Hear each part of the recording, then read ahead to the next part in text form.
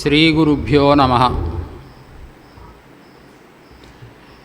గురుర్బ్రహ్మా గురుర్విష్ణుః గురుర్దేవో మహేశ్వరః గురుః సాక్షాత్ పరం బ్రహ్మ తస్మై శ్రీ గురవే నమః.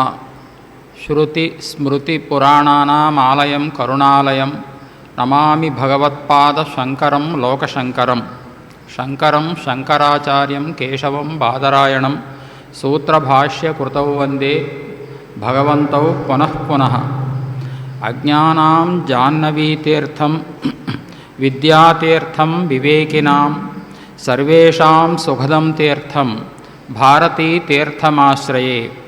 విద్యావినయ సంపన్నం వీతరాగం వివేకినం వందే వేదాంతతత్వజ్ఞం విధుశేఖర భారతీం. దక్షిణామ్నాయ శృంగేరి శారదాపీఠం పీఠాధిపతులు,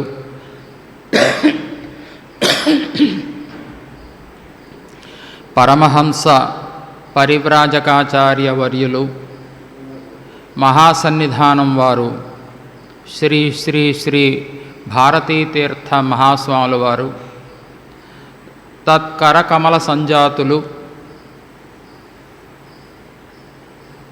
జగద్గురువులు, సన్నిధానం వారు శ్రీ శ్రీ శ్రీ విధుశేఖర భారతీ మహాస్వాముల వారు, ఉభయ జగద్గురువులకు సాష్టాంగ ప్రణామములు చేసి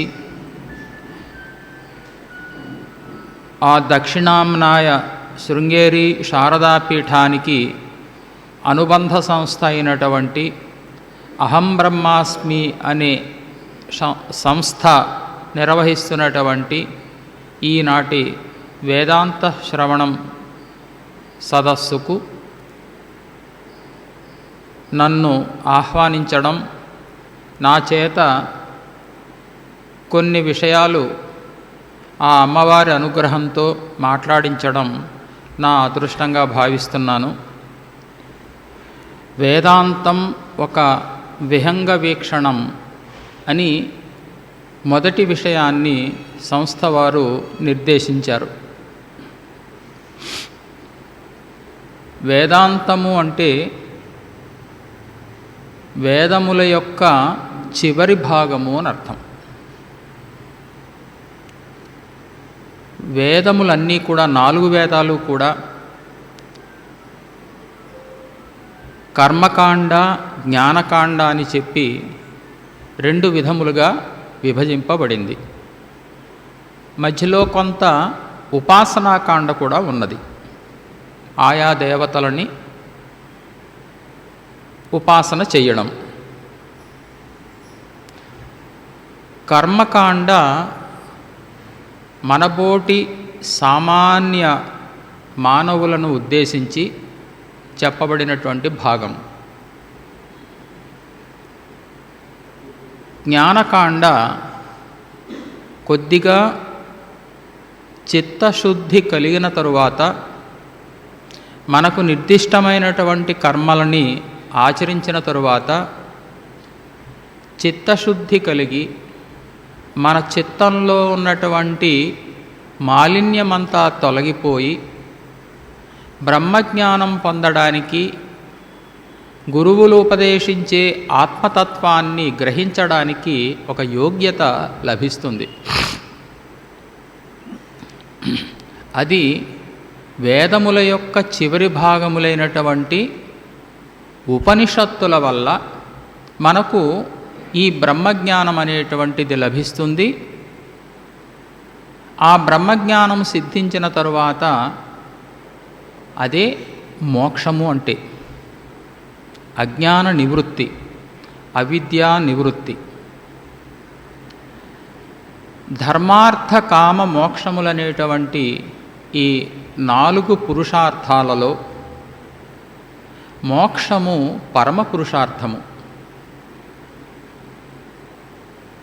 ధర్మాన్ని, అర్థాన్ని, కామాన్ని పొందిన తరువాత ఇవి సామాన్యమైనటువంటి పురుషార్థాలు. నిజానికి వ్యాకరణ శాస్త్రంలో మహాభాష్యంలో నాగేశ భట్టు వారు ఉద్యోత వ్యాఖ్యానంలో మనకి రెండే పురుషార్థాలని చెప్పడం జరిగింది, ధర్మము మోక్షము అని.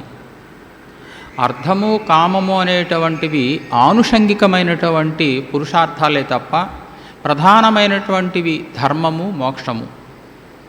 అంటే మనం ధర్మాన్ని ఆచరించిన తరువాత మొట్టమొదట మనం చేయవలసింది ఏమిటి అంటే ధర్మాన్ని ఆచరించాలి. మనం ధర్మాన్ని ఆచరిస్తేనే ధర్మబద్ధమైనటువంటి జీవితాన్ని గడిపినందువల్ల నేను ఇందాక చెప్పినట్టుగా మోక్షం పొందడానికి, ఆ బ్రహ్మజ్ఞానం పొందడానికి అర్హత లభిస్తుంది. అందుకని ధర్మము మనమందరం కూడా ఆచరించవలసినటువంటి విషయం. అయితే ఈ ధర్మము ఏమిటో ఎలా తెలుసుకోవాలి? వేదాల వల్లే తెలుసుకోవాలి. Thanks for watching. Please comment, like, share and subscribe our channel.